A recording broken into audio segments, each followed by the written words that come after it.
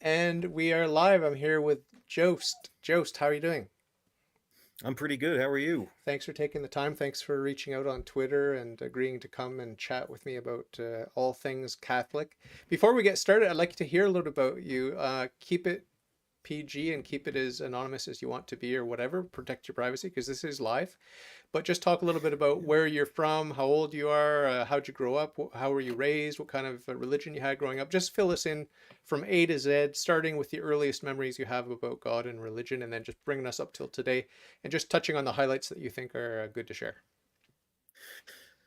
Man, that's difficult.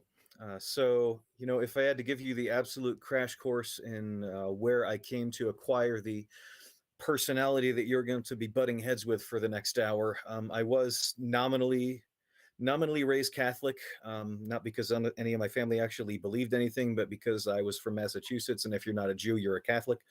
So I was raised with a whole bunch of uh, very stereotypical, very cultural, very superstitious sort of beliefs, and I played along with that until I reached the age of reason. And when I was going through early high school, really, I was convinced that this is going to become a recurring theme, by the way. But I was convinced that the religion of my parents and of my larger family was just a collection of superstitions and immaturities and inconsistencies that was incapable of satisfying a rational mind.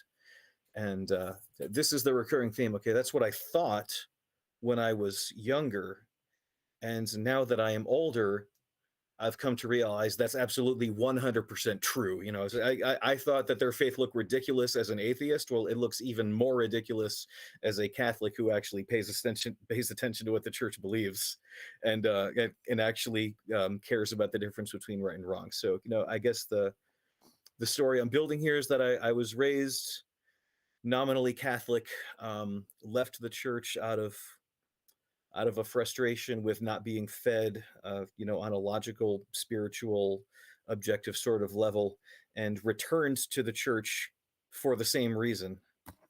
It's a very out and back again story. As far as the subject at hand goes, I am currently attending. I'm a musician, and I am playing the organ at a traditional Latin mass on Sundays and the piano at a Novus Ordo mass on Saturdays. So, as far as credentials go, I have one foot very firmly in both pools, and I frankly wouldn't exchange that for the world. So when I speak, it is as nothing other than a Catholic who is very scandalized by many things that are going on today. Yeah. Just give a brief overview of the family situation, if your parents are both still alive and all that sort of thing. Where are they in their faith journey and any siblings you have? What's the sort of situation? Uh, my parents have very firmly given up on a faith journey and walked away from the train station before they could even see the smoke over the horizon. They're both living with other people at this point. It's The funny story is I have three sisters and a brother from four different sets of parents because nobody on either side of my family knows how to stay married for more than 9 months. So, bro, You're you're gonna have to stifle a you're lot of laughs if you're you're gonna you're ask me honest exaggerating. questions. Are I'm you just exaggerating or I may have exaggerated the number of couplings. It might is it three. It's three, not four. Okay, sorry. Some of those unions did not produce children.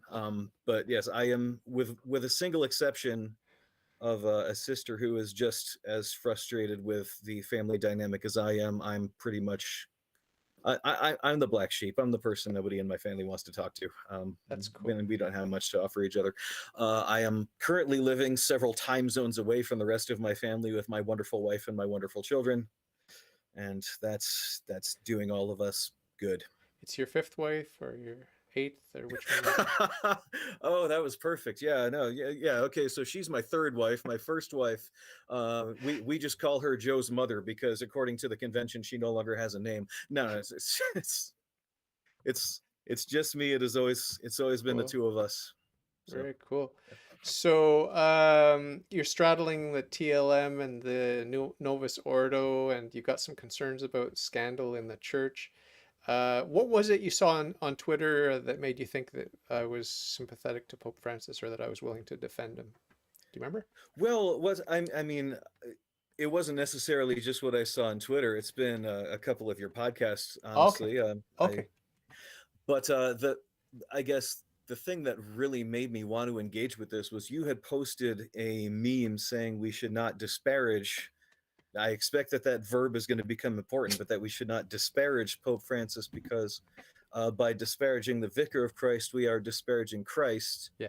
And of course, you and I and everyone else, Catholic or not, should absolutely be horrified at the thought of even entertaining that. But I don't see that equivalence, frankly. So, if I can throw the ball into your court, Sure. can you possibly explain how somebody who objects to Pope Francis's words and actions is is guilty of disparaging our Ah, Lord and I Savior? remember now. I remember having a tiny little back and forth with you, and I just said, "Well, let's chat about it on a live stream." So that's where we're at now. Okay, got you. So yeah, Yeah. so now I'm sort of connecting now to how we met and what it was. Okay, yeah. So yeah, you can. I disagree with the Pope about most things. Okay, and Okay. I don't have any philosophical problem or theological problem with having different opinions from the Pope. The Pope's got his opinions and he's entitled to them. You know what I mean? I'm a Hmm. young Earth creationist. He's ostensibly an evolutionist of some sort, which I think is absolutely ridiculous and absurd and silly and evil and dumb. But I still love and respect the man. I still love and Don't respect the man. sugarcoat it, bro. Don't sugarcoat it, man. I, I, Why don't you tell us how you really feel? I think it's evil, but whatever, you know. And same thing with the jab. We shouldn't talk too much about the jab, but I'm never going to get the jab, and the Pope is pushing the jab. So we're on the opposite end of a lot of spectrums. But I love the man, I like the man, and I respect him. I think he's a good Christian, a good Catholic, and he's a mystery like every other human. Like you're married, you know what other humans are like. They're very mysterious, but we Hmm. love them. We love them, right? Truly was it written, the more I know of men, the more I like my dog. Ah. I, So I forget who said that, but we're not just that different, you know, we're not that different, you and I probably. It's just you think you just thought I was being overly dramatic with my meme, but I stand by the meme. Like it's all about respecting the dignity of the man who is Pope and certainly the office of the Vicar of Christ that has to be respected and revered. But we can differ in opinion, and I mean I don't mind poking fun or whatever as long as it's done with love and it's done in a way that's not disparaging his character. And one thing I like about the Pope, the current Pope, is that he emphasizes the dignity of the human person and how it's a grave sin to put people down or even gossip. He said gossip is a greater plague than the the plague that shall remain unnamed during this podcast, so I don't lose my YouTube channel. Because I've had some strikes, okay, just by subtly hinting at my opinions, and I've had some strikes, and I almost lost my channel, so we're going to be very careful. well, you're just gonna have to bleep me out until Musk buys YouTube and then unbleep it. That's the really the only option at this point. Yeah, is that happening? Yeah. I, he's talked a game. I haven't really paid attention, but I'm pretty sure it's just talk. So, when it comes to criticizing the Pope, I think it should be done, um, you know, like I said, with love, and we can agree to disagree and all sorts of things. But when it comes to like the doctrines of the church, which cannot be changed, I think we should just give him the benefit of the doubt, no matter how absurd it seems in the newspaper headlines that he wants gay marriage and women priests or whatever. Like I'm not; these aren't real headlines. I'm just exaggerating. But you Hmm. know, he wants us all to worship Pachamama and all this sort of thing. Like I've never seen a Pachamama anywhere except in the posts of Radrads. So I mean, I did see it. I did see it when it was going on in where was that, in the Amazon, or where was that? Synod in the Amazon or something. If you're talking about when the statue was brought in, Yeah. okay, well, okay, whatever it was they threw into the Tiber at Rome, that was not the same as the Okay. big idol in the canoe. I know that those are geographically distinct. I don't know more than that, but I do recognize that we're not necessarily talking um, there's multiple incidents Because of the the same. rad trads, and I hope you're not a rad trad, but the rad trads, I like to sort of pick on them on my podcast. But they get excited and they get paranoid about the Pachamama and all this sort of thing. It's like I've never been worried in the slightest about worshiping the Pachamama. I'm not interested. I'm not interested, and most Catholics I know are not interested. They're not interested, and I don't think Pope Francis is interested in worshiping an idol. I don't know any full-grown adult that's interested in worshiping an idol. Like I really don't. When I read the Old Testament, I laugh at the people who are allegedly worshiping these gods made of stone and wood. I'm laughing just like the authors of the books of the Old Testament laugh at these fools for thinking something you made with your hands is going to be your God. Like I just don't get it. I just don't understand it. Well, and what was it, is it Jeremiah who says, you know, you're carving an idol out of wood, and you get cold in your workshop, so you start burning the wood just to get warmer, and it doesn't even occur to you, I just burned this for warmth. Why am I turning it into a god to worship? If Yeah, that's, I think it was the other way around. I I think it is was like he was cold, so he put wood in the fire, and then with the scraps that were left over, he made an idol or something like that. But it's the same difference. It's the same difference. It's just like a joke. And either way, yeah. I mean, it takes, and for the record, I wouldn't attribute this to Pope Francis. But it takes a very special kind of spiritual infantility to really believe that this thing you made with your own hands has somehow acquired some kind of spiritual power over you. So I wouldn't attribute that to our Holy Father as well, for certain. Um, it just occurred to me. One thing just if occurred to me. I would like to interject here before I forget because I got a short memory. of course, yeah. Uh, there is such a thing as demon worship, and there are people that consciously invoke the demons to get power and money and fame and fortune. So that's one thing. This I'm surprised it took me this long to figure it out, but there is one kind of idol worship that I think is real and that I think people consciously engage in, and it's serious and it's real and it's powerful and it's dark and it's demonic. So I think that type of idol worship is happening to a certain extent. Like, and I studied a little bit. I was a Satanist before myself. I was an atheistic Satanist, but I've always admired. Welcome aboard. I've always admired Aleister Crowley. He called himself the what did he call himself? The most evil man in the world, but I call him the saddest man in the world because he was so pathetic in his golden years. I think, and I hope and I pray that he regretted his bonds that his contracts that he made with the demons. But I've always admired him because if you're going to be a Satanist, I much prefer someone who boldly just does it rather than sitting in a Catholic church in the pews and pretending that you're Christian. I have no respect for that type of crypto Satanist. And when I was a Satanist, I admitted it. I was open about it. I was an atheistic Satanist, so it's all about reason and the self and self will and these sorts of things. Yeah, so more of the LaVey school than the Crowley Yeah, school, yeah, then. yeah, for sure, Maybe. for sure, for sure. Yeah. You know, if I believed in Satan and in God, I would definitely choose God. Like I think you have to be foolish to choose Satan. But there are people that do think that Satan is cool, hell is exciting and fun. That's where the rock and roll is and all that sort of thing.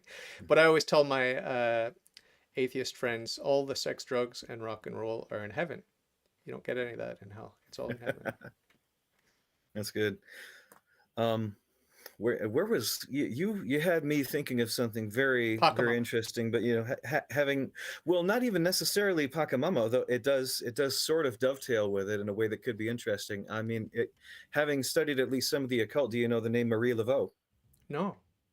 Marie Laveau was the original witch queen of New Orleans. Ah. And you know, so she was a practicing Catholic in the sense that she would go to mass and she would pray with people and everything. Oh. But out of church, by all accounts, it was mostly you know, just indigenous spirituality. You know, it's with all the stereotypes and everything.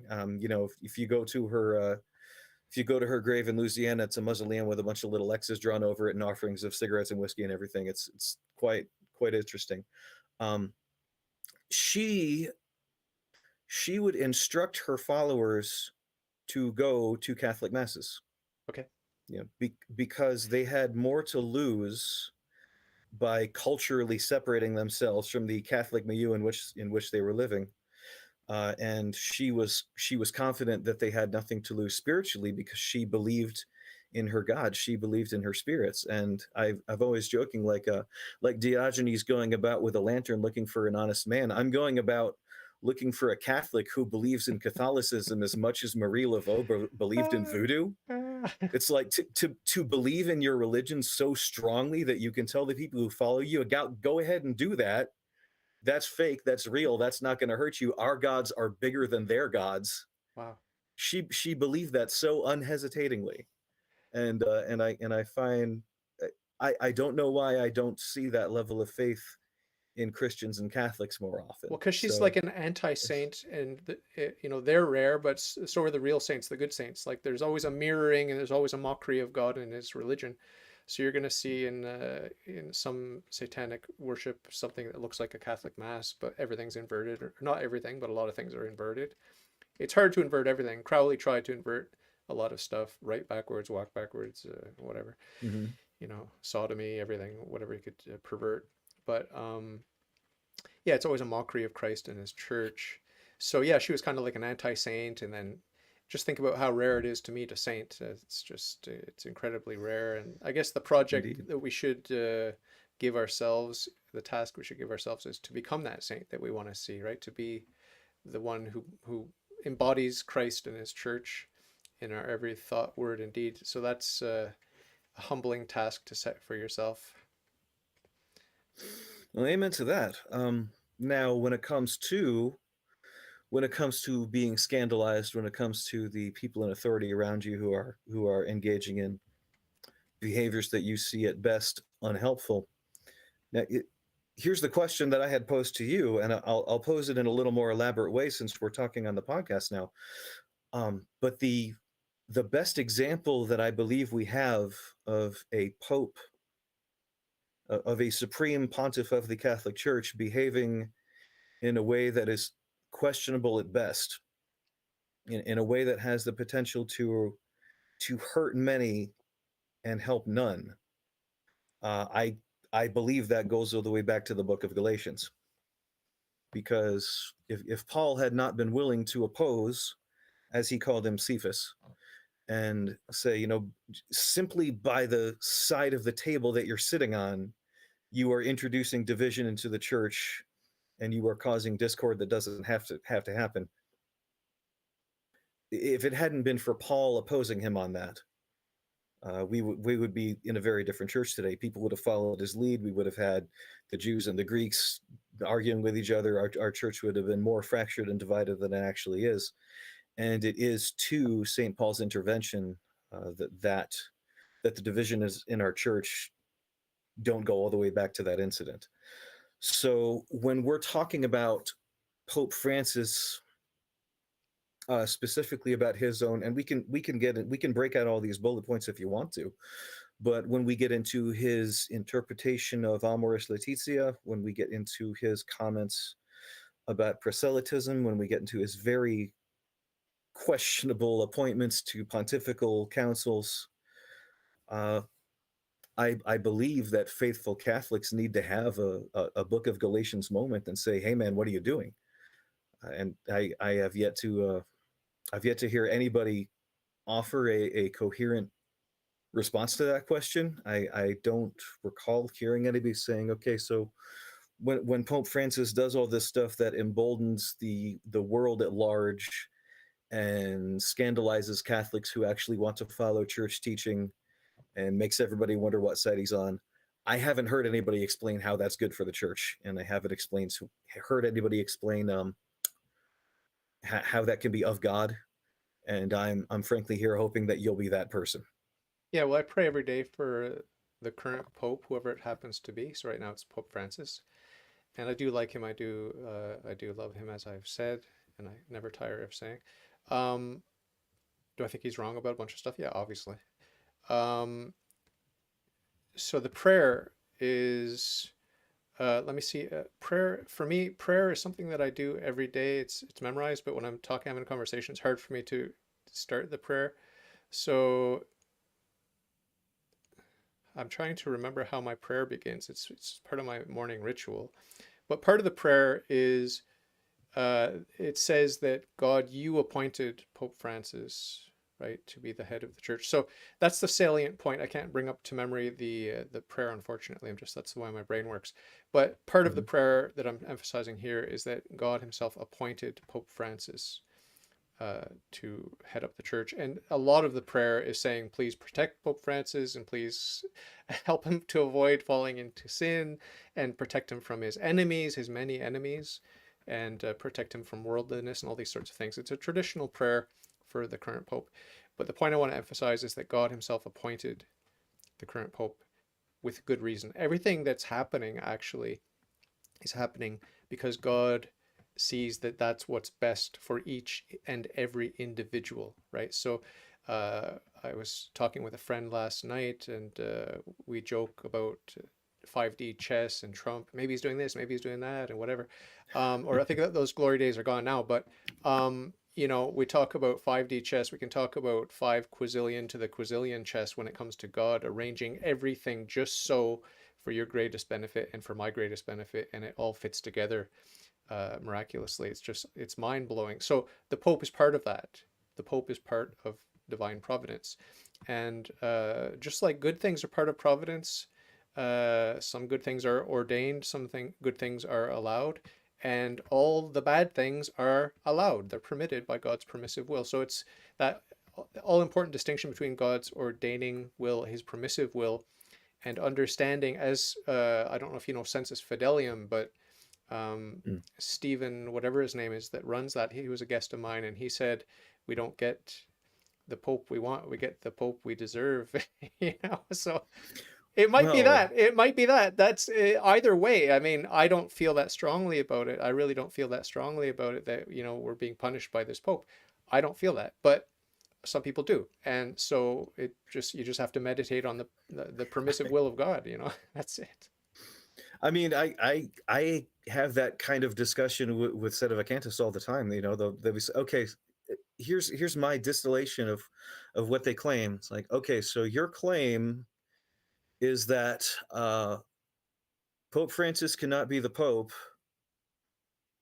because of, and actually, okay, stretching back to everybody after Pius XII. Okay, your claim is that Nescia Nomine. Your claim is that whoever the name is cannot be the Pope because of the way that you perceive they have abandoned the faith and taught things that are heterodox and led people astray.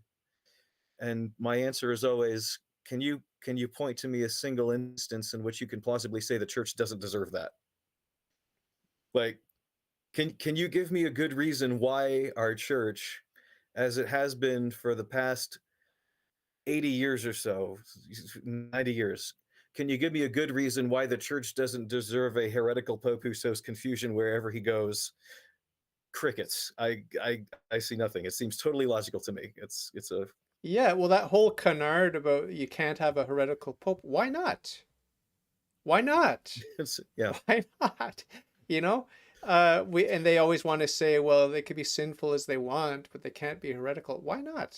I don't see why not. If I were Pope, I'd probably be heretical in many ways. Because like the thing is about the Catholic faith, it's it's hard. I mean, it's hard to be Catholic, as you know. It's hard to be Catholic. It's hard to know everything and to believe everything as you should and to follow the teachings and to live it out and to walk the walk and all this. It's just hard.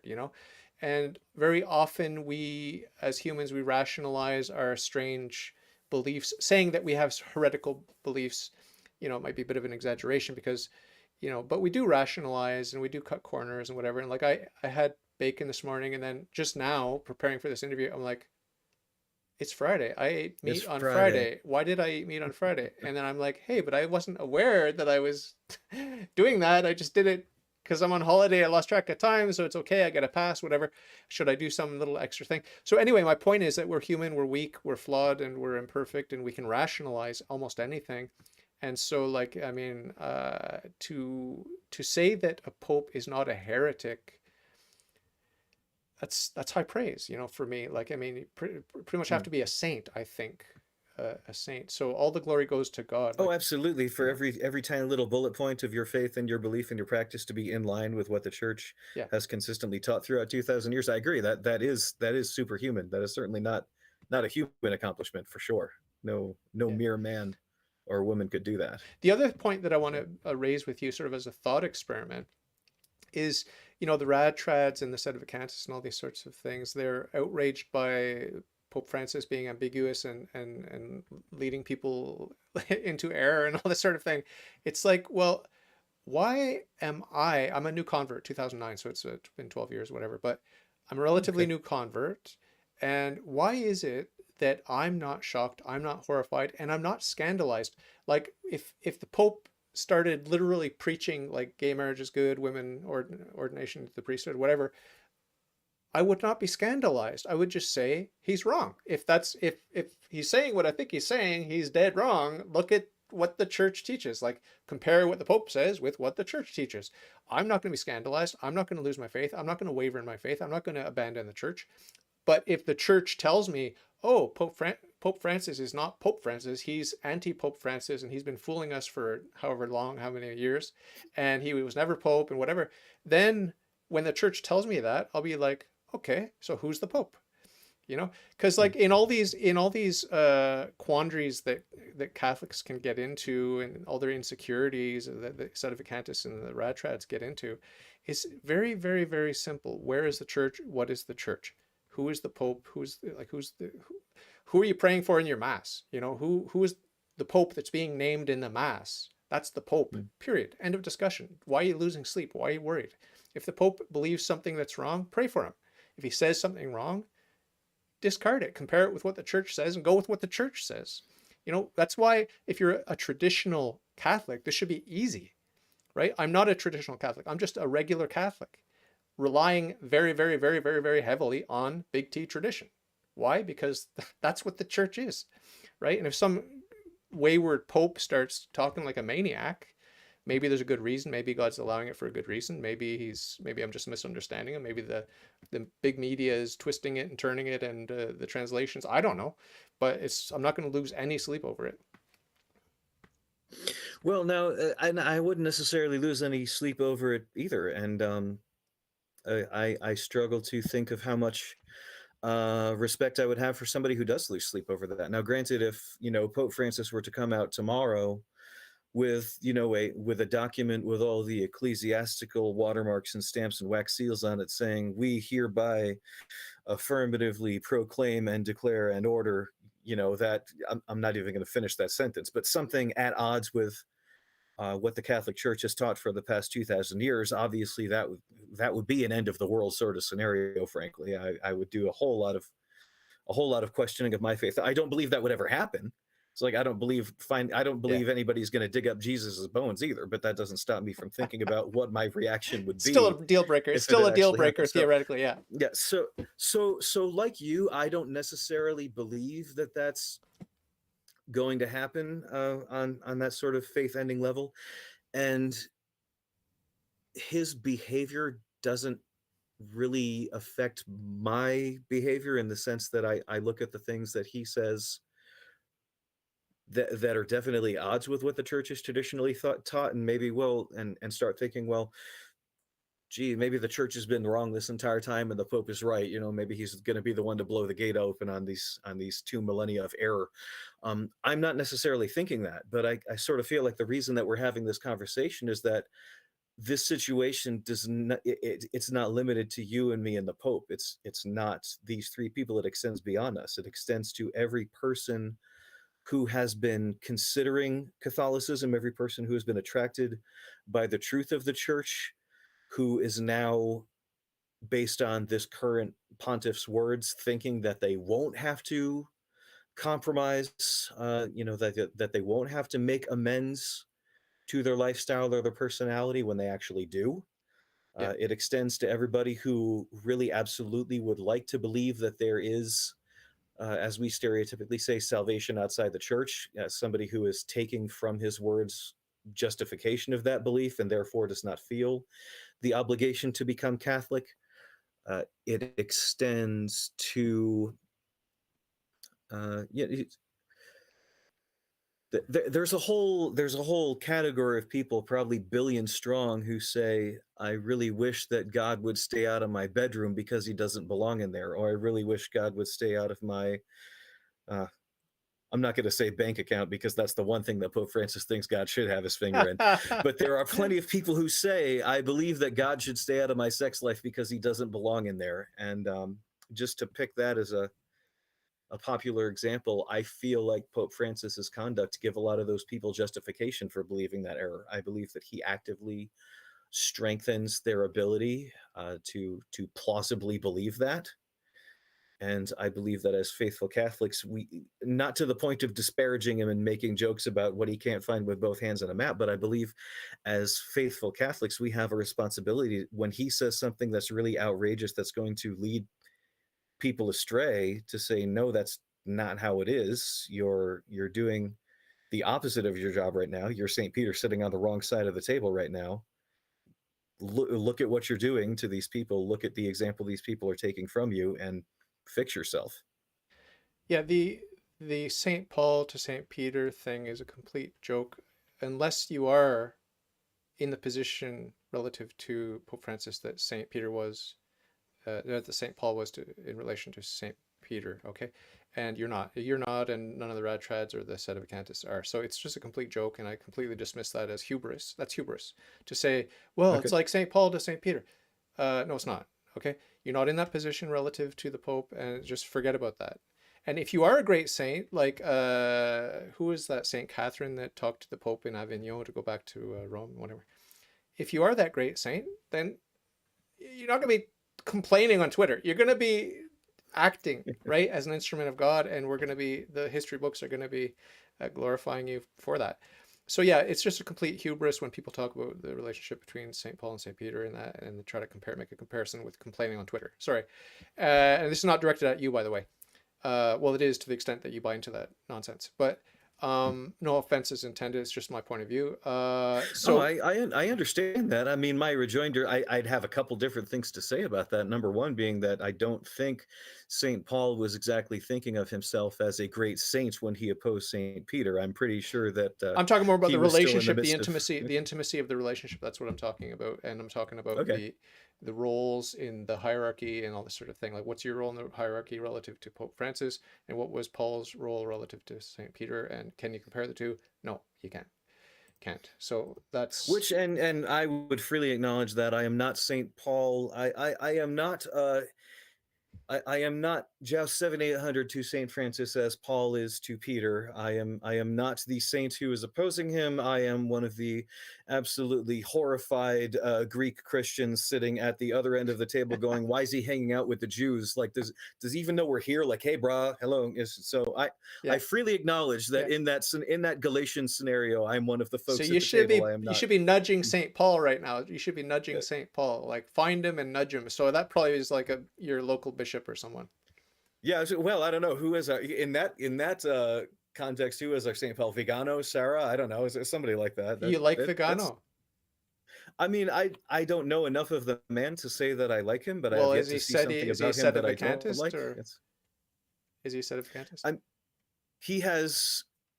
I have never heard him articulate that. Okay. He has been very forthright about the idea that the church has the equivalent of a deep state in it. Obviously, that's obvious, yeah. Just these people who have positions that they have inherited or that they were appointed Or they to, bought or whatever. who are, well, that's, I wouldn't know that, but just the idea that Possibly, there's a though. very significant portion of the church's governance that is committed to opposing the church's mission. Yeah. I want to say, That that's I want to that's say, his position as I understand it, and I find it hard to argue with. yeah, well, it's just obvious. Like, I mean, I was anti-Catholic before I came into the church. Obviously, I was a friggin' Satanist. So I was very anti-Catholic. It was like high on my radar, like Christianity in general and Catholicism in particular.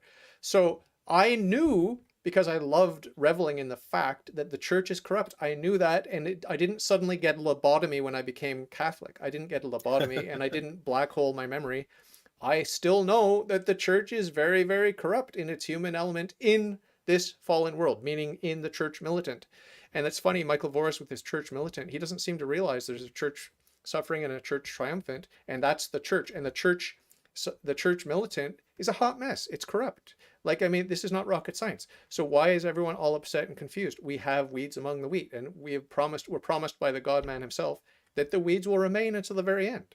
So we have wolves in sheep's clothing. They're going to be there till the end. And it's your job as a Christian to be like Christ, to die to self and to live in Christ. And, if you're in a position where you can do fraternal correction to Pope Francis, go for it. But you're not, I'm not, and no one we know is. And it's like 6 degrees of separation to get to those people that are in a position to correct Pope Francis. And if you've read the traditional teaching on fraternal correction, they're very specific guidelines, right, about when it's appropriate. And in certain circumstances, it's an obligation. But in most circumstances, it's not an obligation. And in many circumstances, it's not your place. So, given that neither one of us is or likely ever will be in a position to fraternally correct Pope Francis,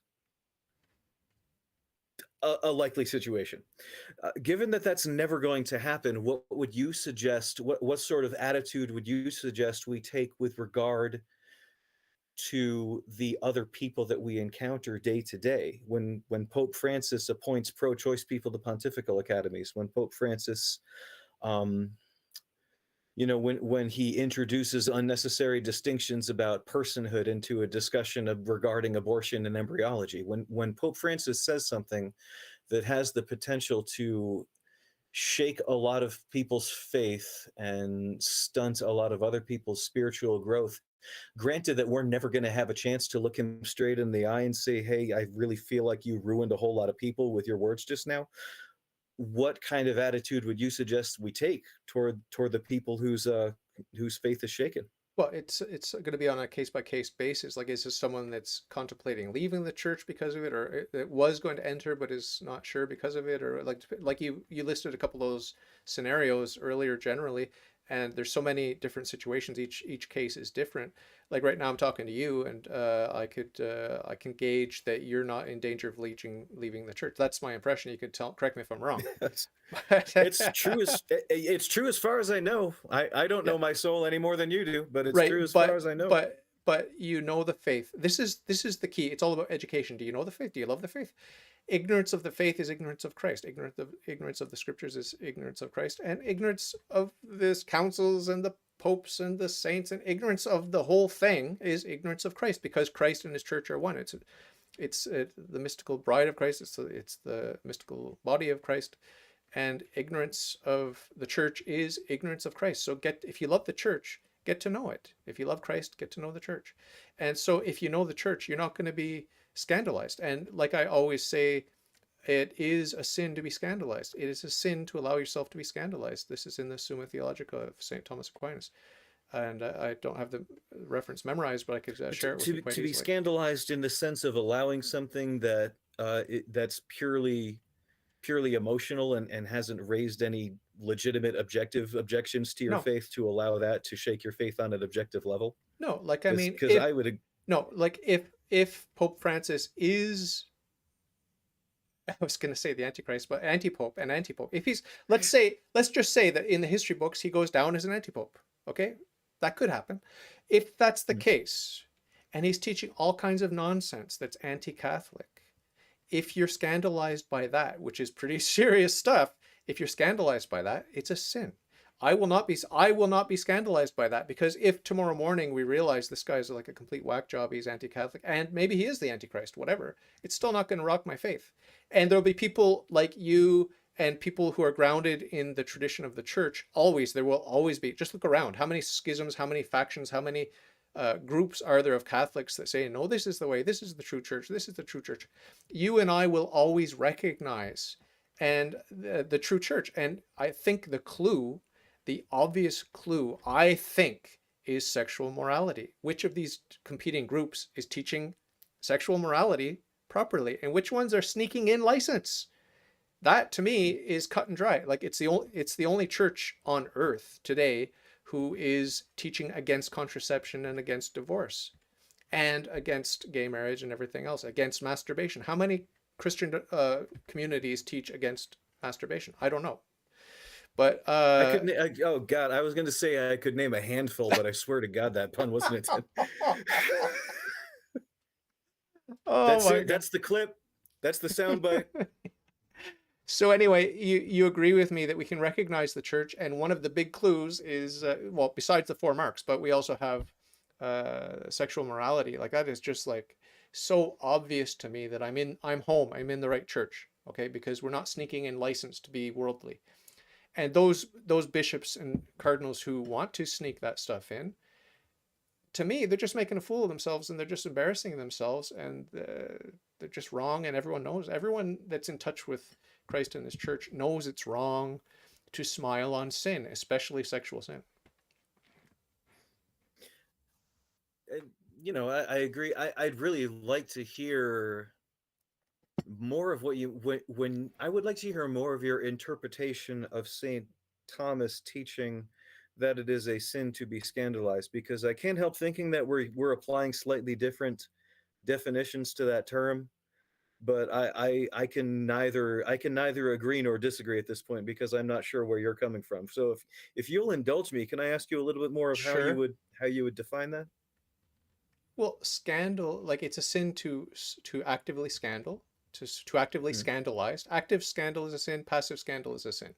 I could pull up the And reference if you want. by scandalizing, we are talking about creating a stumbling block, making the Yeah, faith more, making the Christian life more difficult than it has to be by putting obstacles in it that didn't have to be there. Am I yeah, and even to the okay? extent where you are in danger, you're causing, you are the cause of a spiritual downfall of one of the faithful. That's a grave sin. Causing scandal is a grave sin, right? But also falling prey to that is also a grave sin. So we need to stand firm, even though someone is out there trying to undermine our faith. And believe me, I mean, I don't know what rock you've been under, but everyone around me is trying to undermine my Catholic faith 24/7, including my wife, who's the most violent anti Catholic you'll ever meet. Okay, so this is why I'm battle ready, because I entered the I church against her will, and I've been living with the enemy. Okay. You told me 53 minutes ago I couldn't. You told me 53 minutes ago I couldn't talk smack about my own wife, and here you are, man. Dang. She never listens to this. I can No, say whatever I want. no, Mrs. Joust is very Catholic. She is the one who will not let us eat meat on Fridays. I am going to. I swear I'm going to single-handedly bring back the slang term mackerel snapper out of the 20s just so I can use it, just so I can throw it at her. What should I do, by the way? What should I do now that I did the little venial sin by eating bacon this morning? What should I do? What would you do? Not tell the wife. Yeah, but my wife doesn't care about that. Is that worthy of confession? I'm being serious now. Is that worthy of confession? Like, should I just mention it? Well, I think my understanding is that it is not in itself confessable unless you have a personal obligation that would make it that would sort of make it trip the boundary. I mean, it would depend on how solemn your It's vow venial, was, right? It's how venial, public. right? Yeah. It's Well, venial, right? that's kind of what I'm getting at. Like, unless you had done something very publicly, solemnly, irrevocably to not eat meat on Fridays, that sounds like a venial sin because Yeah. you got to look at the level of the vow that you're not abiding by. It was removed from the guidelines in Canada, by the way. We don't have to skip meat on Friday. We just have to do some little gesture or whatever. Like And it has been the same here for a thoughts while. I and mean, to prayers, the God, thoughts and prayers. amen to that. Oh, but I got a nice big crucifix. Have you seen this? Have I shown this to you? Can you Not see to it? no, that's pretty neat. It's That looks hefty. like yeah. It's very hefty. It's beautiful, huh? So this is what Hmm. it's all about. It's all about meditating on the sacrifice of Christ. I don't know if you're done with if you were done with the scandal thing or if you want to keep talking about that. I mean, it makes sense, that it is a sin to scandalize somebody, and yet if you should fall prey to that scandalizing, that doesn't happen without your own willful weakness taking part of it. So yes, there's sin on both sides of the situation. I could send you the Just link actually if you wanted to read what St. Thomas said. Do you like St. Thomas? Don't I say no. do. I can't pretend to have read the whole book. I mean, He didn't I'm finish. tall No enough to one's reach read the the jar whole of book, cookies on top of the fridge, so I never really had that much of a use for it. Uh, but he never finished the book, so no one's read the whole book. Fair enough. Finding the. I can't find this. I'll find it for you and I'll send it to you later because I can't multitask, like I said. Okay. Okay. No, But it's yeah, let's talk a little bit on the same note, if you don't mind. Let's talk a little bit about a concrete example where you think I should get my panties all up in a knot, in a bunch, and I'm gonna just remain cool as a cucumber and just be totally zen. okay. Yeah, because I really feel like I've rambled too much and used way too many commas and semicolons in places of periods. So yeah, I guess this is my chance to verbally redeem myself now and keep you from lamenting that you invited me on your show for an hour. This is where redemption is going to come from right now. So regarding defense of Pope Francis, there's some questions about this example, but I'm going back to it anyway because it's very iconic. Who am I to judge? Uh, when Well, that's well, okay, fine. You want to talk about that? Okay, so the Bible specifically says that Christians are obligated to judge one another, Yeah, and so that Saint can't Paul be what he himself. meant. So that can't be what Saint. Oh, Saint Pope Francis. Is it too soon? Too soon? Sorry. I often do this Yeah. when I try to say Pope Francis. I often find myself saying Saint Pope Francis. Full disclosure, I did that with Junior this morning. He said, "What are you going to talk about?" I must have said Saint Francis because he came back to me and he said, "You said it was going to be about Saint Francis. It was going to be a riot." I'm like, "Oh God, no, not the Saint, the Pope. No, that." So 5D all right, chess. so 5D chess. He chose that name on purpose. okay, so in the letters of Paul and throughout, I would argue, the history and tradition of the church, it has been the place of Christians to not to judge each other in the "you're going to hell" sense, although that might be obligatory on somebody based on their relationship, but to observe each other's behavior, to correct one another, and to keep each other in line. And the context in which that comes out, and I think it's First Corinthians, I might be wrong, but the context in which that comes out in Paul's letters is you guys shouldn't even have the energy to judge non-Christians. Like you shouldn't even have the mental bandwidth to observe what people outside the Christian church are doing and object to their behavior. You should be too busy paying attention to each other. You should every time you notice a non-Christian sinning, every time you pass judgment on the behavior of somebody who is not a sister or a brother, and obviously I'm extrapolating now because he doesn't say all of this in the Vulgate or anything, but every time that you correct, so every time you try to correct somebody else's behavior, every time you try to judge somebody else's behavior, you're taking that energy, you're taking that focus away from your brothers and sisters in Christ who could actually benefit from that. Now, correct me if I'm wrong, but that's always the way that I understood not judging, in the context of the Christian life. I've never understood it that way. I've understood it sort of in a very philosophical way, where there's some things we can know, there's some things we can't know, and the things we can know, we can judge, and we should judge. So there are three things to make a sin mortal. It needs to be objectively evil, that we can judge. You need to have full knowledge and give full consent. Those two we can't know. Okay, so we know one Mhm. of the three. So we can objectively judge the objective evil acts. Okay, so someone's in the middle of giving an abortion or whatever, abortion healthcare to a Mhm. woman, and you can and must intervene and say this is wrong, and yeah, I don't know why you're doing it. I don't know if you know what you're doing. I don't know if you're giving full consent or if someone's coerced you into doing this, but I don't need to know that. I just need to know what's wrong. So in terms of the famous quote by Pope Francis, I've always laughed at this one because there's a very big if attached to that. Do you remember the exact quote? If Humor me. someone it's a paraphrasing, but I could probably find it if I wanted to. But he said, if someone is sincerely seeking God and striving to be holy and happens to have this inclination, who am I to judge? That's a big if. That's a big if. Like this okay, this person suffering from same-sex attraction is sincerely seeking God and striving to obey him. That's a big if. Have you met any homosexuals like that? Unrepentant homosexuals? No. You might meet some repentant homosexuals that are like that, and there's a group for them. It's called Courage, right? It's a big if. So that just completely undermines any criticism. And Pope Francis himself said, "On that occasion, I said this: if a person is gay and seeks out the Lord and is willing, who am I to judge that person?"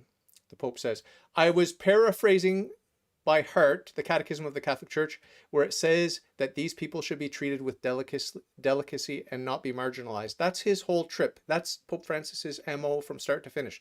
Always, always, always the delicacy and the treatment of the marginalized, and to never speak ill of anyone or never to denigrate anyone's character, and to respect the dignity of everyone, and to be very, very delicate and careful with people because they're on a journey, and no one's perfect, and we're all sinners, and let's let's walk with these people, let's support these people, let's be with them. And I can admit openly, with some trepidation and some embarrassment, that I'm not fully committed to the popular opinion on the right about Father James Martin. Is that his name? The gay guy, the gay preacher guy. That Is that wow. is that his name? You I think you just went beyond whatever any rad trad ever said about the man. I really do.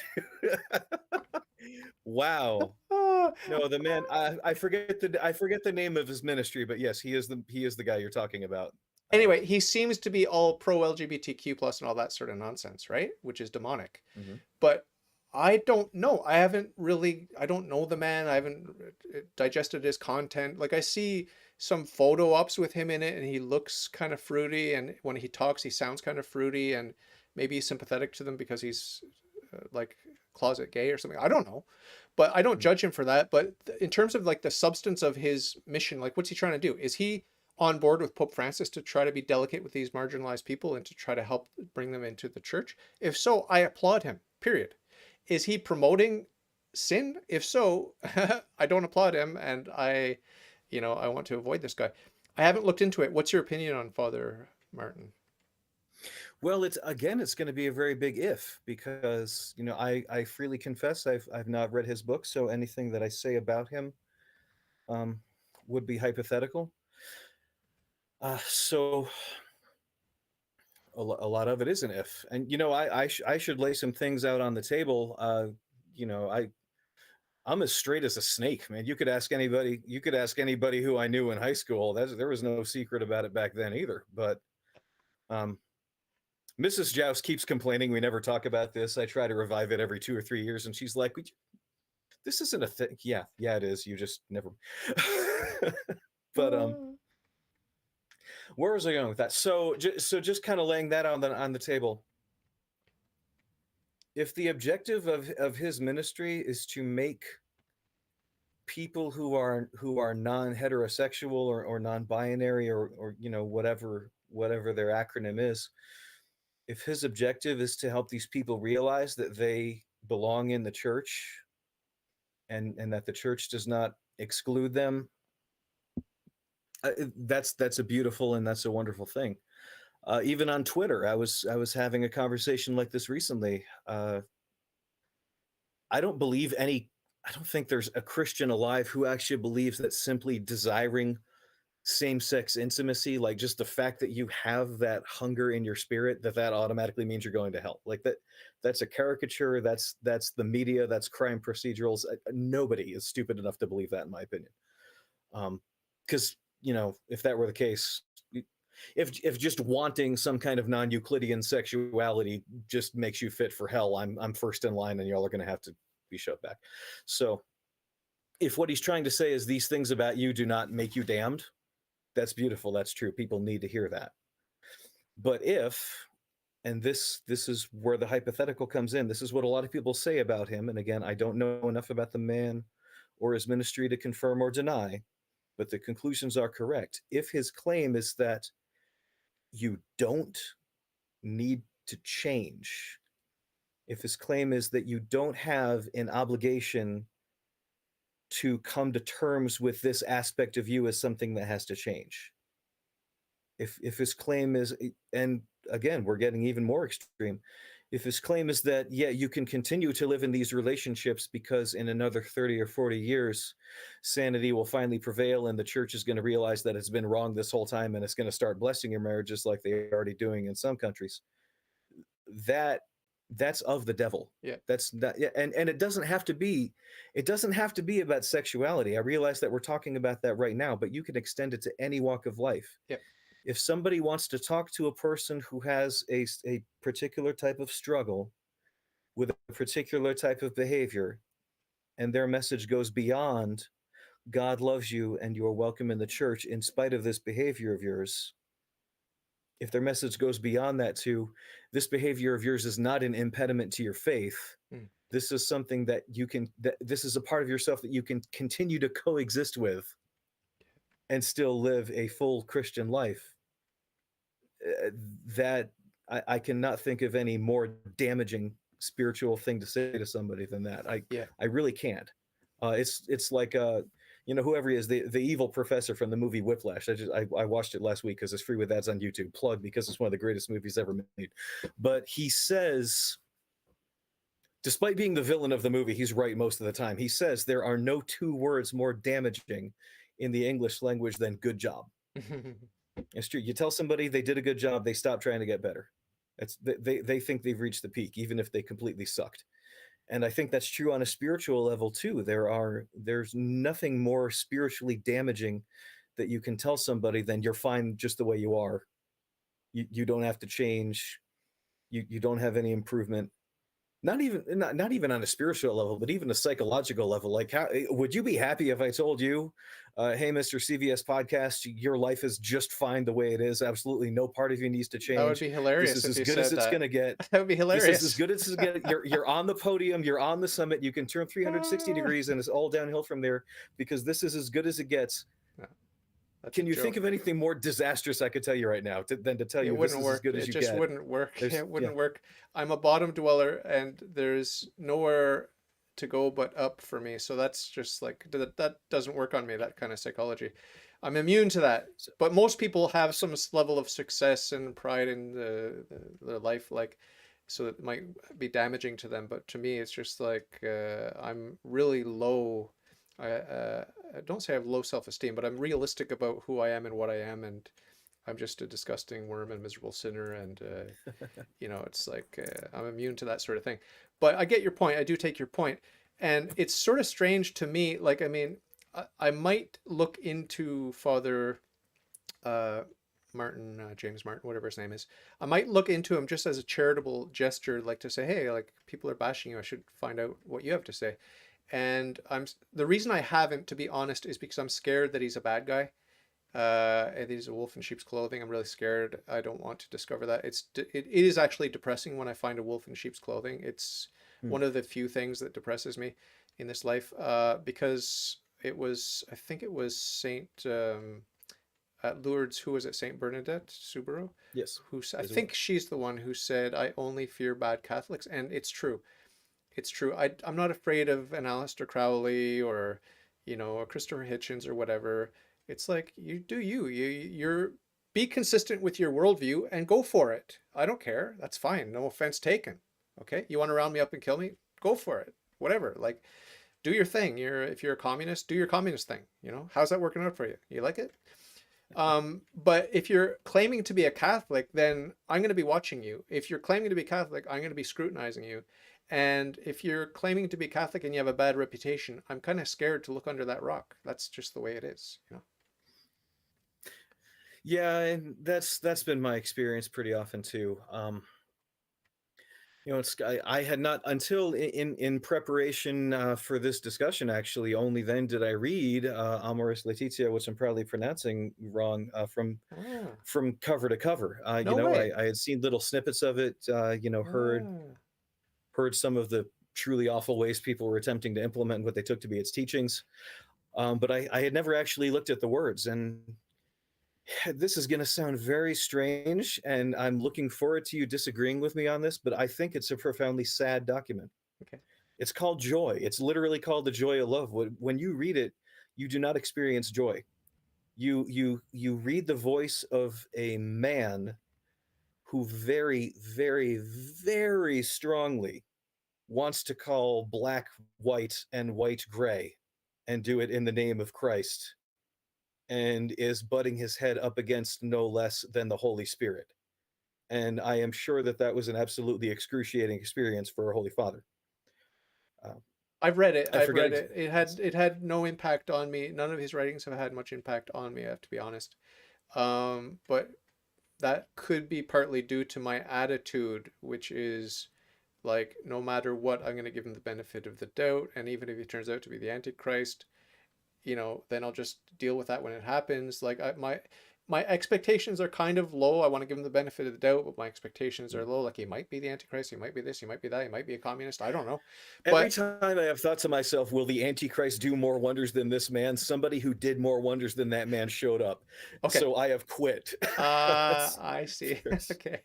Yeah, yeah. I don't seriously entertain the idea that he's the Antichrist, but you know what I'm saying? Like there are many Antichrists. There are many Antichrists, and he might be one of them, right? I don't think he's the Antichrist, but he might well be one of them. Whatever.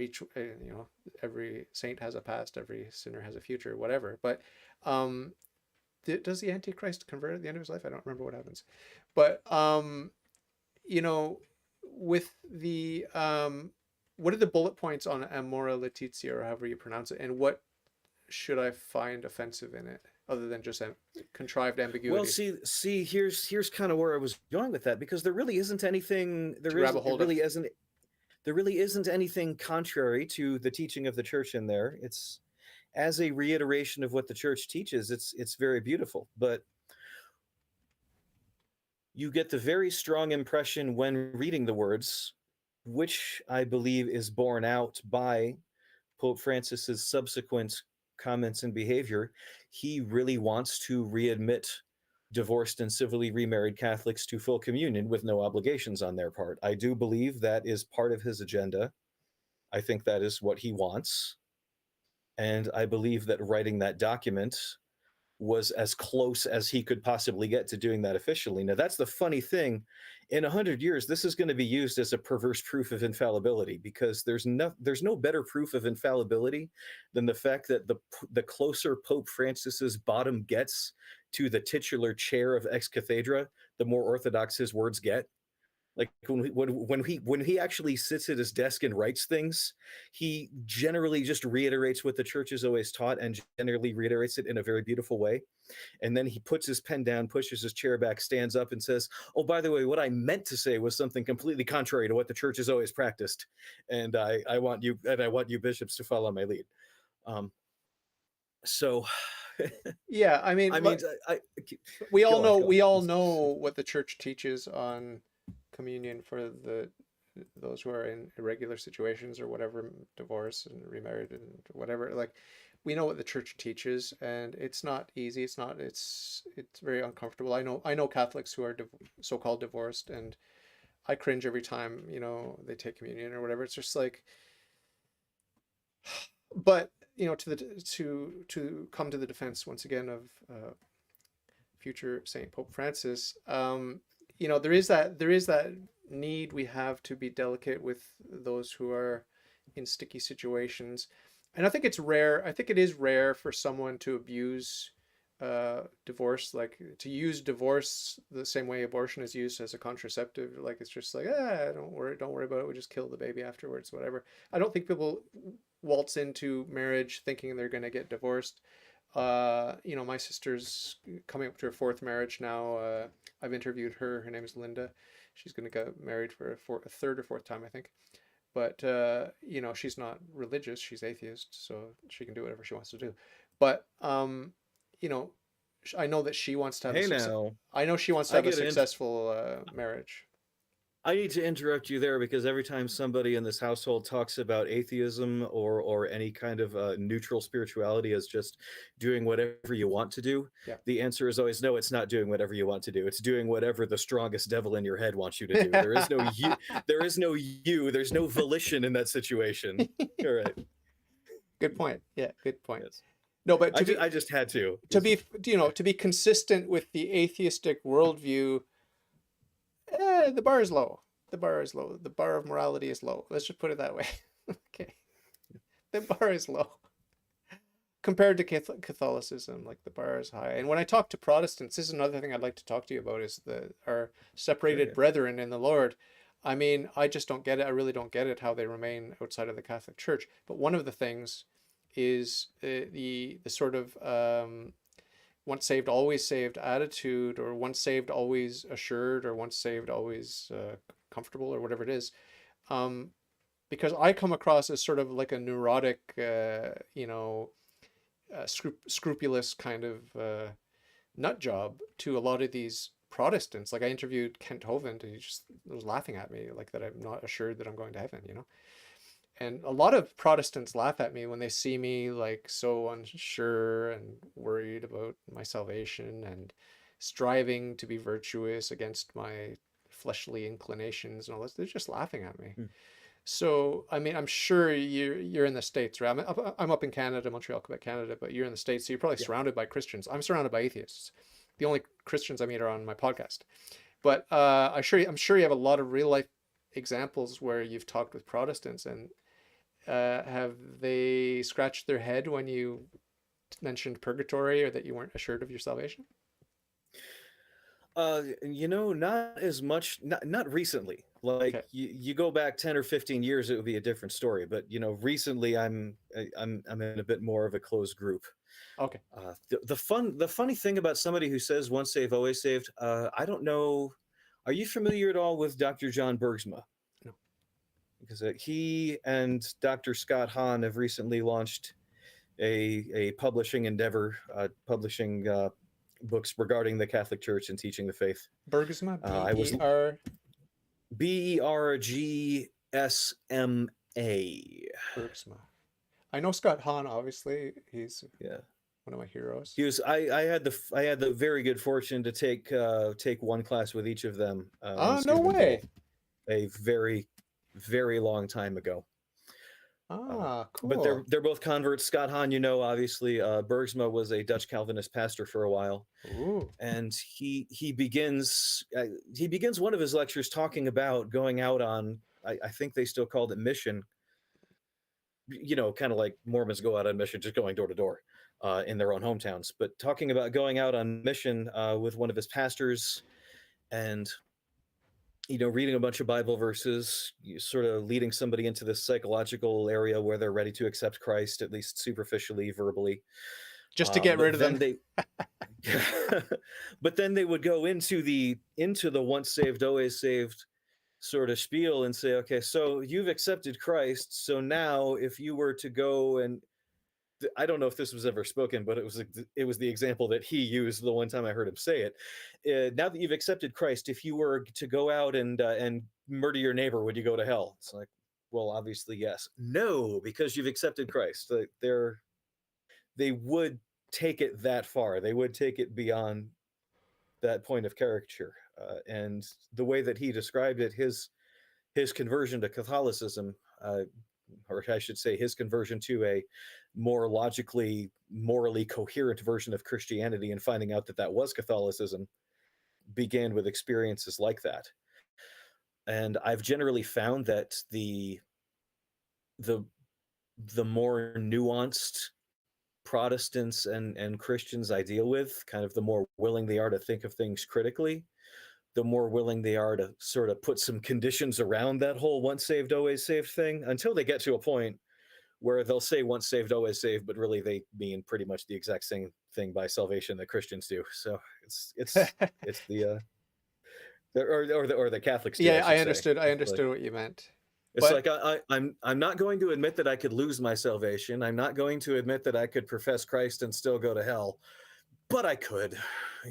That's There was something I posted on Twitter a long time ago, and you probably didn't see it. It's just a little, two little statements. I want to see what you think of it.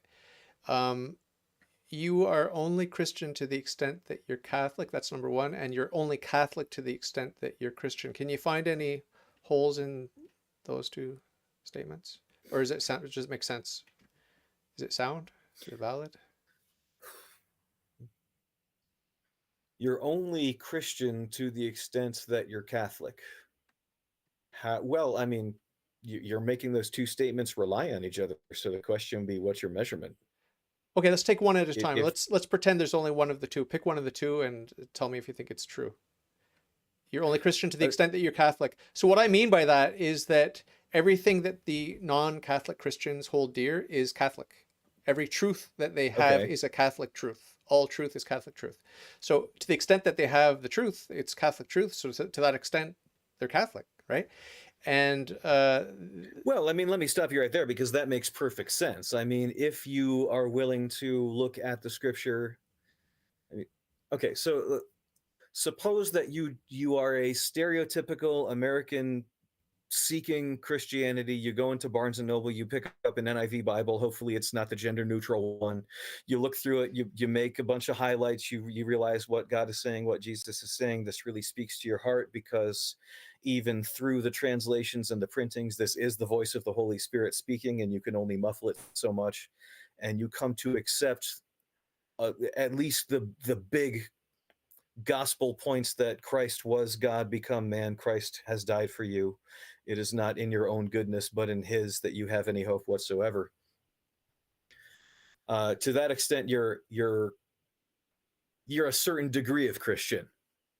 And I'm kind of trying to illustrate what you're saying here. Now, suppose you reach a point at which you're not entirely sure what that dollar store Bible level of Christianity actually says. You know, you've got a confusing point about church governance or about your personal conduct or your relationship with the rest of the world, and the Bible itself isn't helping you. So you would go back in archaeology and you would read what the church father said, and you would try to see what kind of opinions were held by the people who were closest to Christ and the apostles whom he commissioned, and you would see what they believe. All of this is a way to say the more Christian you get, the more coherent your Christianity becomes, the closer it becomes to just being Catholicism in the first place. Am I yeah, yeah, getting you yeah, so far there? yeah, yeah, yeah. So I would argue that that's true. And then the It's other way kind of around, when you flip it around, you're only Catholic to the extent that you're Christian. So that's talking about the carbuncles and the man-made traditions that are admittedly in the church and the corruption that is admittedly and obviously painfully obviously in the church. The mhm. smoke of Satan has entered the church. There are wolves in sheep's clothing, but you're only Catholic to the extent that you're Christian because you can't be attached to the Pachamama worship or anything like that. That's not Christian. It's not Catholic. It's not Christian. So if you could strip away all the man-made garbage that's in the so-called Catholic Church or attached itself to the Catholic customs or whatever you want to call it, these stupid voodoo traditions they have down in South America or wherever it was, um, then yeah, I mean, it's just like we can purify our Catholicism, you end up with pure Christianity. You purify your Christianity, you end up with pure Catholicism. I think it makes sense, my thesis there. That makes perfect sense. I've really got nothing to argue with on that score. That But on makes that point, a lot of Protestants, I enjoy talking to Protestants, and I was myself a Protestant until the age of 14 when I lost my faith. Um, I was in a very I liberal, couldn't tell you loose. exactly what the years were. It was probably like late '90s, but I had a couple years long dalliance the same way. And you know, it sort of has a bearing on what you were just saying. But really, my starting point of taking the Catholic Church seriously was going to, I don't even know if it's still a thing, but going to Christian Answers. Ah, They had a quiz. I don't even know if that name applies to the same publisher. So, complete caveat, that's what they were calling it back in 1998. But just, they had a quiz asking if you're Catholic. And okay, their objective of the quiz was to see if you're harboring these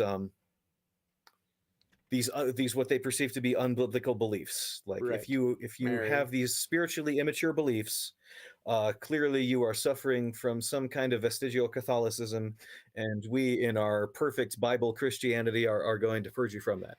So it was a whole bunch of A or B questions, and it wasn't about Mary. A lot of it was about justification and salvation. okay, And me being very young in faith, very young in Christianity, I remember one of their questions, and it was, "Does God allow you to enter heaven in spite of the fact that you are evil and sinful and unclean, Or does he first make you righteous? Does he first make you clean? Does he first Mm, purge what is evil mm, in you mm, and then allow you into heaven? mm. And I'm reading this, and ignorant me is going, okay, so that first one that says you can be a sinner and still get into heaven, that's the Catholic answer. Okay, because Uh, if you're Catholic, you can cheat on your wife, you can drink every night, whatever, and as long as you keep giving money to the church, you're fine, you're in heaven. Okay, so that's the Catholic answer. All right. And that second answer, that's going to be the Protestant answer because it very clearly says in both many places in scripture and C.S. Lewis's Mere Christianity, that nothing unclean will enter heaven and that God really exactly. does he desires to call us sons of God. Um, and so of course, thinking that I had it locked down, I clicked on that second option and they said, no, no, that's Catholicism. No, no, we are all dunghills covered in snow. We all remain absolutely wretched, even through eternity in heaven. And to believe otherwise, you may as well be a popist. I'm So on that was holidays here, which means I'm not showering regularly, and I can tell you it's very uncomfortable. Like my armpits get sticky and stinky, and sorry for the graphic imagery, but we've all been there. We've all been there, right? And it's like, thank God for purgatory. Thank God for the Catholic Church because I do not want to be a dunghill covered in snow. It's very uncomfortable. It's very, very uncomfortable. have you ever read I go letters? 2 days without a shower. It's uncomfortable. You know. Yeah. Have you ever read Letters to Malcolm? No. You mind if I read something? Yeah. Because I, to the extent that I speak from my own heart, I speak nonsense. So I always find much better words in somebody else's mouth. So this is Lewis writing to his imaginary friend about purgatory. Now, Lewis, by Anglican standards, by the way, was unequivocally a heretic. He believed so many things that Catholics believe that are anathema to Anglicans. De facto Um, Catholic. Yeah. yeah, and he hit it less. If he had been Dublin Irish and not Belfast Irish, he would have been Catholic. No question about it. Um, but this is him writing to his imaginary friend about purgatory. He says, "Our souls demand purgatory, don't they? Would it not break the heart if God said to us, 'It is true, my son, that your breath smells, and your rags drip with mud and slime? But we are charitable here, and no one will upbraid you with these things, nor draw away from you. Enter into the joy.' Should we not reply, 'With submission, sir, and if there's no objection, I'd rather be cleaned first. It may hurt, you may know. Even so, sir.'" Like, isn't It's amazing. Yeah. I that's, have read yeah. that. I have read that. So I didn't know it was called Okay. Letters to There you go. Malcolm. Yes, Powerful stuff. It's common sense, and common sense is very uncommon today, right? absolutely. Yeah.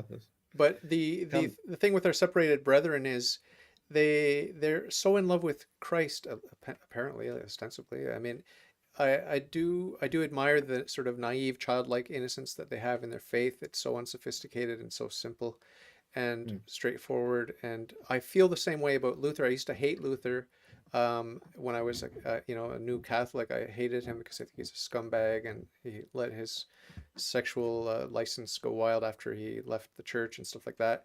And he did a lot of pornographic imagery of the popes and stuff like that. Uh, Fart jokes, whatever. I just thought he was a classless loser and full of demons. But I read something very touching. An Anglican read me something on the internet about Luther's last breaths when he was dying, and he just was clutching his big crucifix. And it mm, moved me, and I actually grew to love Luther and to respect him in the simplicity of his faith. And I kind of saw that there's something in Christianity, there's something in Protestantism that we can benefit from on our side in the Catholic Church. We can really benefit from a sort of total abandonment to the will of Christ and to just that Jesus take the wheel. That sort of that song. mm-hmm. So that's lacking in me temperamentally, and certainly as a Catholic, I have lots of toys to play with that will keep me away from that Protestant vigor and that sort of recklessness, that reckless abandon to Christ that I think Luther had, according to this reading that I was read. But God only knows the heart, so I can't judge, the heart. But I'd like to think that Luther, went to heaven. I hope so. and I kind of got a soft spot for him. So what's your take on Luther? I have what little read of the man's actual words. I either read just as history in high school, or I read through Catholic eyes, which were very hostile. So I don't necessarily feel qualified to give that anything other than a hypothetical. You have a hunch, though. You have a hunch. You have a chemistry Yes. with the man.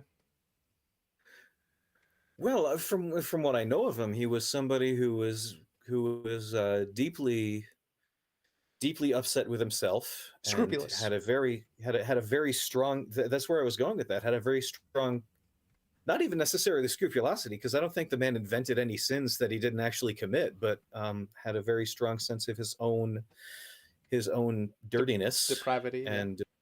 and was genuinely skeptical about the ability of God to take that gray and make it white. And when you now, this is just from my experience reading his works, but that's the impression that you get, as somebody who is uh, searching for a way to be at peace with his knowledge of his own sin. So, Yeah. Well, you but, know Saint okay, so Faustina, right? With the Divine Mercy. yes, sir. Jesus said to her that what he finds most upsetting or most offensive or whatever is when people don't trust in his mercy. It's like, Right. it's a big insult to God. It's a very big insult to God. So, yeah, we have to beware of falling into that trap that Luther fell into, I guess. But kind of moving back there. So when you sort of bring that back to the set, by the way, can you? I don't know if this is my microphone or not. Like, is this making any difference No, whatsoever when I wave it no, around? Okay, good. Because uncomfortable in the air. excellent. So, man, what were we talking about? Martin Luther, Luther, yes, Luther and but his do scrupulosity. elaborate. Luther and his scrupulosity, and he would always take out his earbuds in the middle of a conversation, stuff like that. Oh shoot, yeah, okay, yeah, no, what?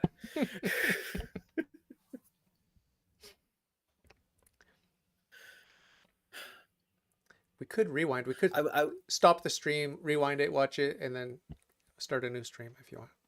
buddy, I want you to erase this whole thing. I've done nothing but embarrass myself for the past hour and I'm going to 15 rename minutes. it. I'm going to rename it commas, semicolons, M dashes, galore. I was just kidding. M No, just okay. So this began with us talking about Pope Francis Oh, we're going all the way back. Okay. all the way back. Take two. Let's go. Okay. Well, Joust, nice to see you. Nice to meet you. Tell us about yourself. I'm from Massachusetts.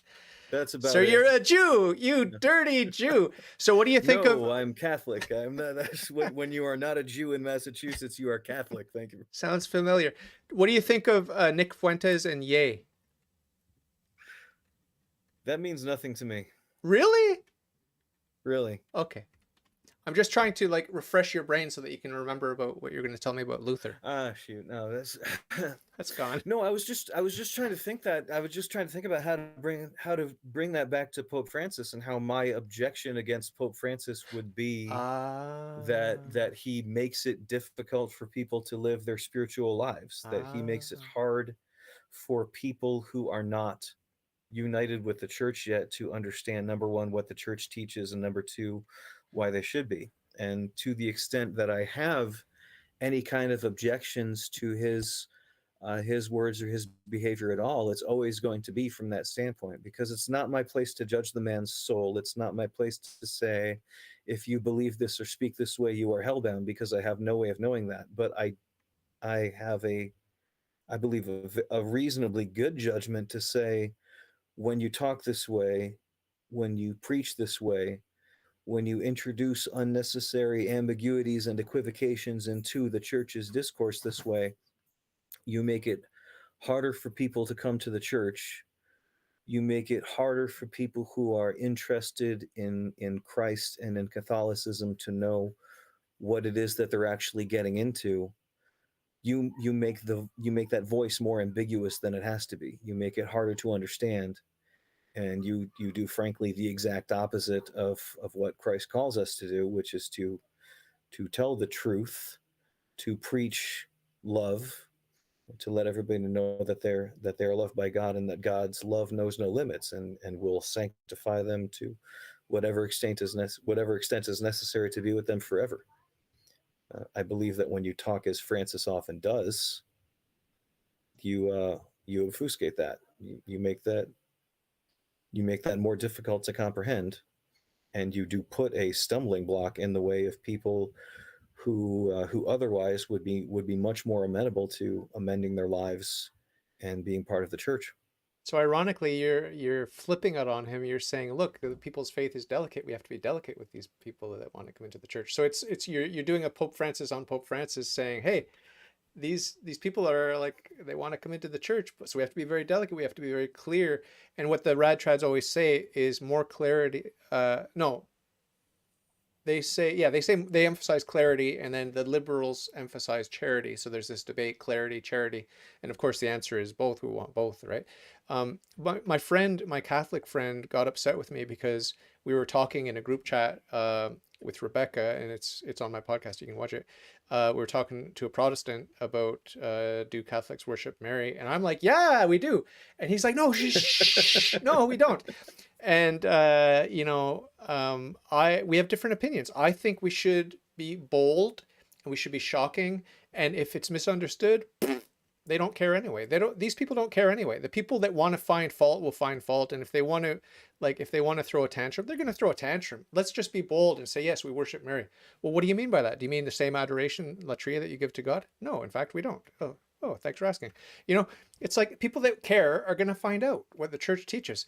And if you read the tradition of the church, they were not shy to talk about worshiping Mary because they understood the difference between dulia, hyperdulia, and latria. And I understand the difference. And any moron that wants to come into the church is going to learn what the church teaches about that and about everything else, right? So I my found an absolutely beautiful tract in a parish church back in Mass, actually. It said something like, "If your devotion to Mary does not make Protestants nervous, you're not devoted enough." Yeah, and my friend was like, "No, no, shh, David, you're going to turn people off. People that Protestants and other people that they don't understand. They don't understand." Yeah, it's like, well, I didn't understand either when I was anti-Catholic, and then guess what? I got the grace of conversion. I said yes to the grace, and I found out what the church actually teaches, and I fell in love with the church because that's the way it works. Same thing, like with my wife walking down the street. It's like, this is my wife. I got to know her. I fell in love with her, and she's mine. And if that guy thinks she's too tall, too short, too fat, too skinny, or too ugly, or whatever, I don't care. It's completely irrelevant because it's a love story, right? Like, you're in love with Christ and his church, or you're not. And this is not like, let's dress Christ up just right. And, oh, Christ, you have to walk like this. Oh, no, no, no, don't say too much. Oh, well, speak now. Okay, do this, do that. It's not a pony show or whatever they call it. Christ is God. It's the God man, Jesus Christ, and his church. Christ and his church are one flesh. So we don't need to dance around being careful. How do we display Christ and his church? No, be bold. Let's be bold. Like, this is what we believe. We believe in purgatory. We believe in the papacy. We believe in Mary. No, she's not God, but she's pretty close, right? Like, if you read St. Alphonsus Liguori on the glories of Mary, it's like, you want to shock a Protestant, just quote from that, because it's got some really, Mm. really, really powerful language, to the point where St. Alphonsus Liguori is saying, like, I would have thought you were a god if the church didn't tell me that Just you're not. one sec. I heard somebody walk in, but I don't know who. Sorry, it's all good. We can keep going. It could be your ghost. So yeah, I like to be a bold Catholic and to be shocking and to be misunderstood and all these sorts of things. And my friend thinks we need to be delicate so we can do a sales job and get everyone to join. I don't want numbers. I don't want quantity. I want quality. If you're in the church, like I'm always preaching, let's have an inquisition. Let's get rid of Biden. Let's get rid of Trudeau. Let's get rid of all these people. I don't want them in my church. I want a smaller church that actually is full of Catholics, not a bunch of people sitting in the pews who are lukewarm or that are libtards or whatever. Let's kind of unpack what we actually mean by delicacy here, though, because that was a very interesting point. Is that in one sense that I'm sure that was a very Papa Franciscan thing that I just said. So I like to say, it's our job it's our job as evangelists, it's our job as preachers, as evangelists, as people with voices. It's our job to tell the truth to everybody we meet. It is not our job to make everybody we meet care about the truth. Right. It takes a much more intimate relationship to make somebody care about what's true or false than it does to simply state what is true or what's false. So there's definitely two distinctions there, and I think when we talk about how we need to be delicate with unbelievers, with people whose faith is new, there's a confusion that can take place that I think in Pope Francis's place often takes place, and I think it's disastrous. So hey, could you close that door, please? Thank you. All right. So there is Hey, a human there. yeah, they're back from the candy store. Okay. You can wrap it up anytime you feel like you need to. Yeah. No, I'm kind of glad I asked her to close the door because I was going to use a real life example, and I don't want the real life example to overhear what I'm about to say. So we've got a family member visiting us over New Year's, who is, I believe, still thoroughly convinced that she is a witch. If I don't think she brought her athame here because I don't think she could fit it on the bag. But she's got the books and the herbs and the bottles and the incantations and the grimoires and all of that stuff.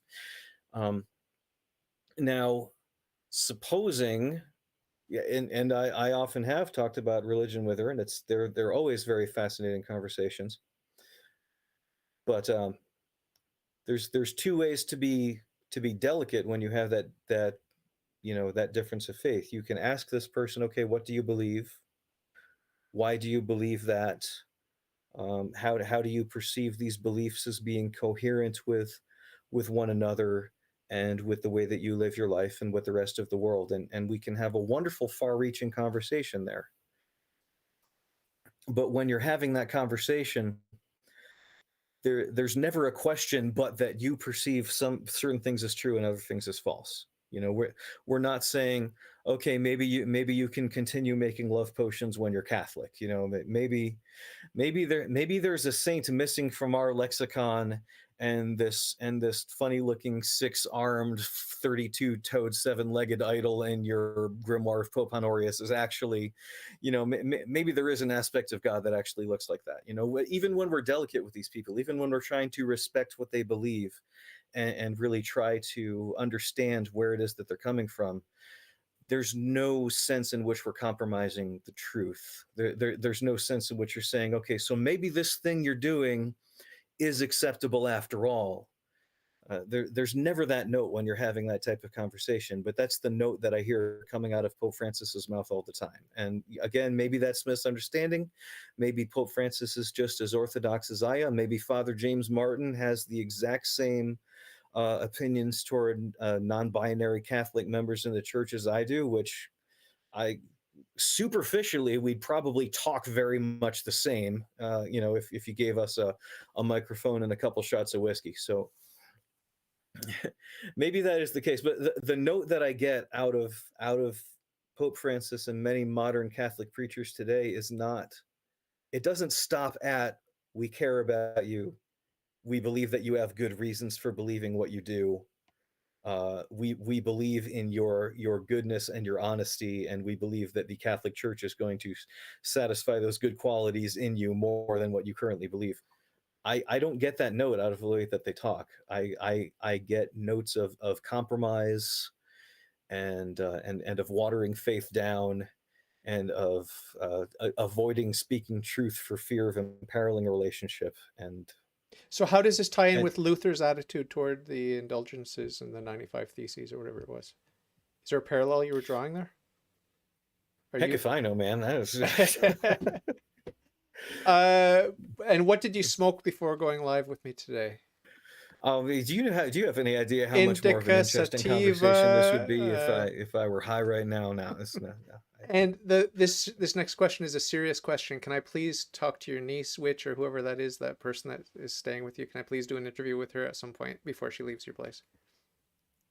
Ooh, I don't know before she leaves my place, but she's a lot more plugged in than I am. So yeah, go. I mean, I've got your Invite her. contact information. I can Give it hook to you up her. somehow. Yeah, Give it to her for because that would be sure. fun. That would be fun. What would be great? Okay, I got to see how long she's here, and Group then chat. okay, can okay can we I have done nothing but blab and sound like a talking rock rolling down a hill the entire time that we've been connected here. I am absolutely mortified at the No. possibility that my incoherence is going to leave this chat. So so if I actually get her on your show, can you please just do me a solid and overwrite this conversation? How can I answer ambiguously? So you think that I'm promising you something I'm never going to give you? Oh, yeah, that's what I was thinking with Pope Francis. You know, I might be talking people off the ledge. It's like, yes, yes, let's give you everything you want. Just come down off the ledge. And then once they're off the ledge and in the church, it's like, well, here's what we do in the church, and we have to have virtue, and we have to follow the teachings of Christ, and da, da, da. Mm. So maybe there's that 5D chess thing happening. But no, on a serious note, like, I mean, if I could talk to your relative who's a witch or thinks she's a witch, that would be fun. And if you want to make it happen at your place, or give her the info so we can do it when she gets back to her place, or if you want to do a group chat with her. But in terms of destroying this beautiful conversation, no, I would never do that. Come on. All right. Well, I Humility. promise I'll. Humility. This is humbling for you. You're not the genius you thought you were. This is very humbling for me. This is like Yeah, this is finding out your mic's not plugged in level of humbling right now. I've done that. I've done that. So before we wrap it up, because it's been an hour and a half, and we're going to talk again for sure, for sure, for sure. You can become my Man, co-host if worst you want. hour and a half of my life. It's been, You yes, absolutely wonderful. I make this offer to a lot of people, so don't get too excited. But you could be my co-host in the future if you want to be, and we'll talk, and we'll have guests on, and you can take the show whatever direction you want to go. But no, but the door's always open. You can come back anytime. We'll talk about the faith, and we'll talk about Pope Francis and whatever else. But before we do wrap up, is there anything that you were kind of thinking it would be nice to cover, like one of your bullet points or notes for the show today? Like some of the, was there Father Frank Pavone, did you want to talk about, or was there anything, or I don't really feel comfortable talking about anybody with whom I'm not on intimate terms. I mean, okay, all I know is what reaches me. yeah, And again, and Father James Martin is a good example because everything that I've seen actually come out of his mouth uh, doesn't really sound like anything I wouldn't say myself. yeah, It's mostly the interpretation of what he's doing ah, that draws a lot of the suspicion. okay, So yeah, I guess the short answer is I will only talk about people I don't know personally in terms of hypotheticals, and if they actually said that, then I think that's crazy. It's always going to be an if by whiskey if it's somebody who I don't have a good relationship with, that's and good. it's the same case. And it's the same case with, well, I mean, Pope Francis not necessarily, because a lot of his stuff he's just flat out said in front of a microphone. Um, but to the extent that I don't have knowledge of what somebody's doing or saying, I frankly don't feel comfortable talking about them. What about me? Is there any little tweak or change you would suggest to me in a loving, charitable way in terms of my carte blanche to Pope Francis? Am I just being silly and naive? Like, do you have any advice to me on how I could tweak my attitude toward the Vicar of Christ? Frankly, the only thing in this entire conversation that I the only thing that sort of raised a flag to me is when you talk about Pope Francis's behavior not impacting your faith, Yeah, and he can say the most ridiculous thing ever, and it wouldn't shake your faith at all. Okay, it wouldn't shake my faith either, but we're not the only two people in the church. yeah. But We're remember not. what I said. Remember what I said about how I was an anti-Catholic Satanist and whatever, and I got the gift of faith. Remember that the faith is supernatural, right? I was talking to a good friend last night, and he said I should watch this video by Restrepo. There's this guy Restrepo that converted to the faith, and there was a gem I've of a heard the quote that name, but that's about it. there was a gem of a quote that he gave because he was complaining to God, like, "Hey, I converted. Now I want all my family and friends to convert," and that's how I felt, right? And God said to him very clearly, "Whoa, whoa, whoa, whoa, there, sonny boy! Like I gave you the greatest grace ever that's possible, which is the grace to be not only Christian but Catholic. So just pump the brakes. Okay, I've got a plan. Trust me. This is not a gift that goes willy-nilly. This is not cheap grace. You got the big one. Okay, Mhm. be grateful. And of course, I'm riffing here. I'm totally paraphrasing, obviously. But you got the big one. Don't go asking that I give the big one. I don't give the big one to everybody. Cool your jets. So I thought that was pretty cool. And that reminds me that, we have to trust God. God has a plan. The faith is a supernatural gift. It's by grace and by grace alone. And I love talking with Protestants about sola gratia because I'm a sola gratia guy. I'm a totally sola gratia guy. Hmm. I only cooperate with the graces of God by the grace of God. It's only by the graces of God that I cooperate with the graces of God. But you, as a Protestant, you have to remember that you got to cooperate with the next grace that comes your way, right? It's only by the Yeah. grace of God that you cooperate with it, but you still have to say yes to that grace to cooperate with the next set of graces that come your way. It's just like, it's all a gift. You get the first gift. If you open it, then you get another gift, and if you open that one, you get another one. It's grace building upon grace. But if you don't open it, if you say no to any given grace, you're stagnating, you're backsliding because it's an ongoing thing. This is not a waiting room. It's not the ante room of heaven. We're in a really tricky, dangerous trial here. And just read St. Paul, what he says about the race. Like Hmm. lest he fail, he has to strive and strive and strive and look always forward toward the end goal, right? And so, yeah, I'm a sola gratia Christian for sure, but that grace is an ongoing thing, and we have to cooperate at every stage. By the grace of God, we're able to cooperate, but you have to cooperate nonetheless. So it's sort of like Yeah. a distinction without a difference that the Protestants want to foist on us. The same thing with the works, the faith in works dilemma. It's like, Sorry. I'm hearing scratching outside my door, so I think I may actually have to go. yes, However, um, just kind of something to close with, yeah, and this again comes from C.S. Lewis because my goodness, the man was an absolute genius of yes, crotchetiness. Uh, when he talks about uh, just worship in the Anglican Church, one of his things was, and I was looking for the actual quote, but I can't find it for some reason, so I'm going to have to paraphrase. But what he said was the Anglican worship service should take about the exact same amount of time every morning because the priest who lengthens it even by 5 minutes has the potential to just completely throw off the rest of somebody else's day. And here's the important part. He says, we may be tempted to feel uncharitable toward our pastor. And such temptations are good for us, but it is not the pastor's responsibility to supply them.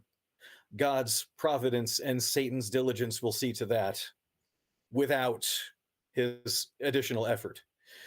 So I so very apropos. I Yeah, get so when we're talking on a spiritual level, I guess we just need to make sure that we are not that we're not providing temptations. You know, that we're not providing those scandals, that we're not making things harder than they have to be for people who are trying to figure out what the truth is and then trying to figure out what the church is. We have an obligation to not confuse that. And I agree with you. Clarity, clarity, and we obviously need charity and clarity, but clarity is of the utmost yeah. importance, for sure, for sure. So to the extent that Pope Francis and James Martin have confused anybody on that score, I think that's horrible. I think that's worthy of filial correction. But to the extent that the misunderstanding is mine because I am only a man and their teaching is perfectly orthodox and their motives entirely pure and people are actually coming to a live, vibrant version of the faith and not a watered down version that ignores all of the difficult parts. To the extent that that's actually happening, I'm wrong. They're right. I'm more than happy to admit it. Yeah, it's probably somewhere in between, right? A mix of the two. So, yeah, I do share your concerns. I have to, I don't want to totally act like I'm unflustered or whatever the word is by the controversies. Like, I mean, they raise my eyebrows at the very least, and it's just like some bad stuff. And my wife, who's an anti-Catholic, will always bring it to my attention. She'll always bring it to my attention because she's watching like she became a conservative when COVID struck, so she's watching evangelical right-wing Christian conspiracy theories and stuff like that. And there's a lot of Pope bashing and Mm. Catholic bashing that takes place. So she brings it all to me, and I just have to say, good is good, evil is evil. This looks evil. but I don't know the heart, and we don't know for sure. We'll find out on Judgment Day. So we'll talk again soon. Thank you so much for taking the time. It's been an hour and 45 minutes, and you got to get to your scratching wildebeest there. Yeah. So we'll talk soon on Twitter, and we'll arrange to have you come back, and we'll chat some more. Okay? Yeah, I'll try to get my niece on here, and hopefully that will atone for the fact that I've done nothing but jabber and talk your ear off for almost 2 hours, and we can try to make amends. All right, It sounds was good. excellent. You got away with words, and you're very funny and charming. I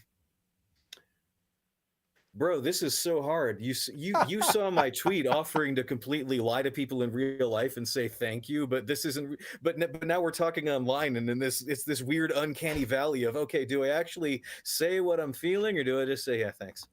So you're getting a thanks. All right. Thank you very much, my brother. Please pray for me and mine. You and yours are in my prayers, and I'm enrolling you in a perpetual mass so you get the infinite graces of the sacrifice of the mass every day till the end of time. Friend, we will pray for you and your whole family tonight, because I want you and God wants you to be that one coin that the old lady not only finds, but it turns out to be a magnet, and everything else in the house sticks to it. Wow. Excellent. Thank you so much, my brother. Take good care. We'll Have a talk good soon. one. God bless.